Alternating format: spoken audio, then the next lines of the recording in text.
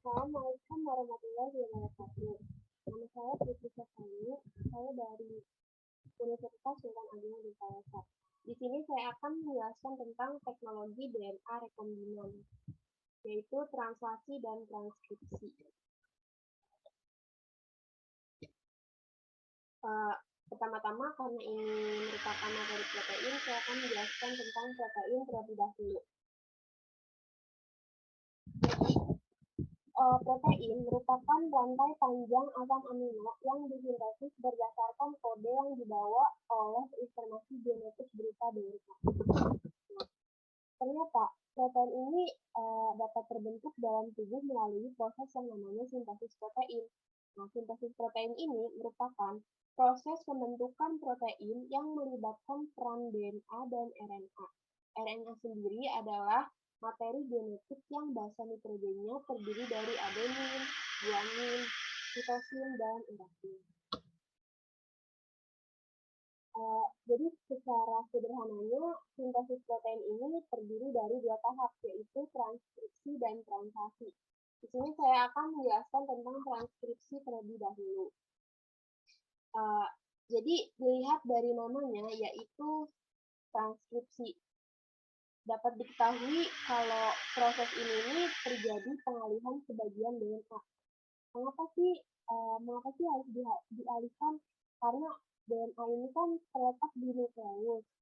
Nah, sedangkan proses pembentukan protein ini berlangsung di ribosom yang letaknya di sitoplasma. Nah, si DNA ini nggak bisa bergerak sendiri menuju ke ribosom, sehingga dibutuhkan fasilitator, yaitu RNA polimerase untuk datang ke DNA untuk membuat cetakan dan menyuruhnya pergi ke ribosom. Nah, di sini ada tahapan proses transkripsi itu ada 4 tahap. Yang pertama itu di dalam nukleus.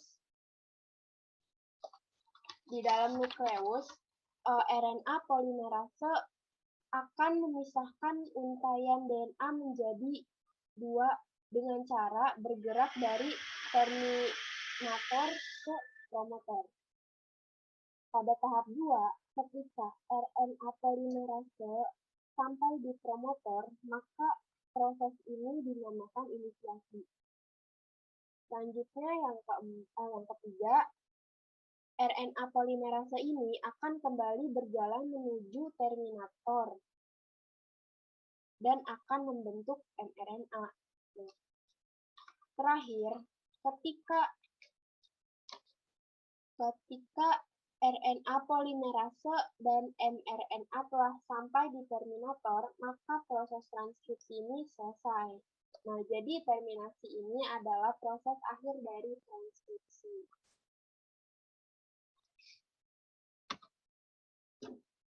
Jadi, ketika mRNA terbentuk, maka mRNA ini bisa membawa kode hasil salinan DNA ke ribosom. Setelah tiba di ribosom, maka proses translasi ini dapat dimulai. Jadi secara singkatnya, translasi merupakan proses penerjemah kode DNA sehingga menghasilkan rantai polipeptida penyusun protein. Di sini ada 3 tahap proses translasi. Yang pertama itu inisiasi.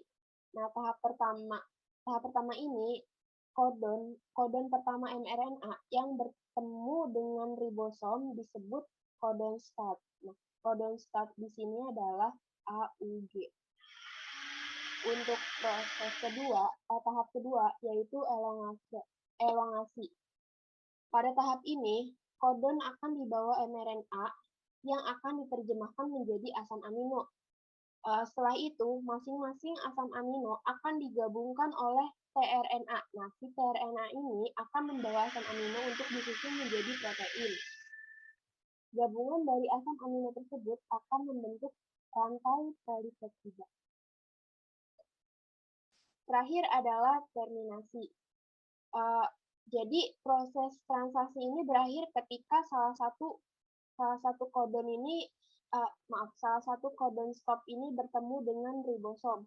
Kode stop itu kan ada 3, yaitu UAA, UAG, dan UGA. Pada gambar ini, yang menjadi kode stop adalah AUU. Nah, jadi singkatnya itu sintesis protein merupakan proses pembentukan protein dari DNA oleh RNA yang tahapannya sendiri terdiri dari transkripsi dan translasi. Untuk pengaplikasiannya, kan kebutuhan protein dalam tubuh kita dipengaruhi oleh kualitas protein yang ada dalam makanan. Nah, untuk memenuhi kebutuhan protein tersebut, kita dianjurkan untuk mengkonsumsi protein hewan seperti daging, telur, dan susu.